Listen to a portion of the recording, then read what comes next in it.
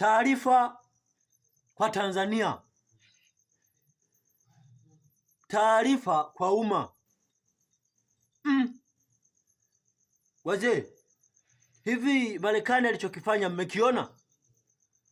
Mimi na Marekani mikono juu. Yaani Marekani wamedaba mtu kama kuku. Rais wa Venezuela kadakwa kama kuku. Marekani, I appreciate you.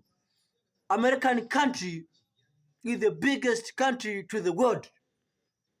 So if you take the president of Venezuela like a chicken,